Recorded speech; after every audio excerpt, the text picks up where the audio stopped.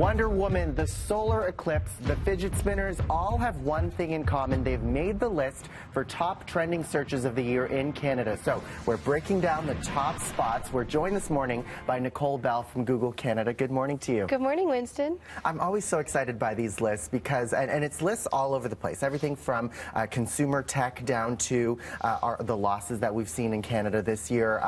People are Googling everything nowadays. You know, the year in search is our distillation of the trillions of global searches that happen around the world every day on Google, and really looking at what were the moments that brought us together, what were the questions that we were asking.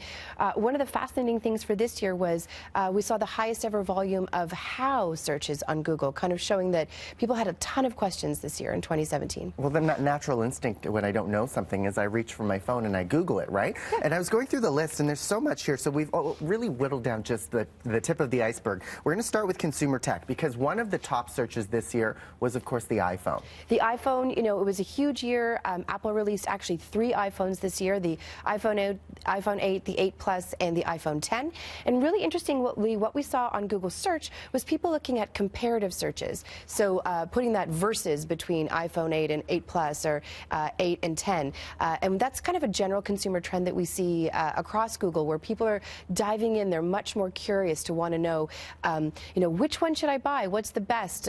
Show me some reviews of these different products where they're compared against each other so I can make the right decision. I do it all the time before I buy something online. One of the searches I made the other day, Instant Pot versus Crock Pot. And Instant Pot is on the list. Instant Pot, this was really, the kitchen gadget of 2017. An amazing Canadian connection. It was invented in Ottawa by an Ottawa inventor. This was a huge consumer trend for this year. This is a pot that does everything. It will be your slow cooker. It will cook rice. It makes yogurt.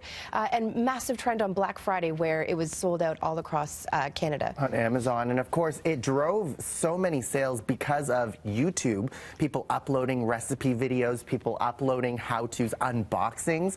So it's really driven itself, and it's a story in itself. It's a Canadian success story. The other thing, too, is It. The highest grossing horror movie of all time. This was a tremendous year for Stephen King. 4 of his books were made into movies this year, but it was a massive phenomenon. We actually saw Pennywise the Clown was one of the most searched Halloween costumes of the year, and the It trailer was the second most watched trailer in Canada on YouTube after only the Star Wars movie. Pretty surprising for a horror film, which doesn't tend to get that much attention. We can't talk about top searches without talking about Harvey Weinstein and some of the others that have triggered this large global conversation. Exactly. So we actually saw Harvey Weinstein, Kevin Spacey, and Matt Lauer were amongst the most searched people this year on Google. Unsurprising, this is a major topic of conversation in Hollywood and beyond.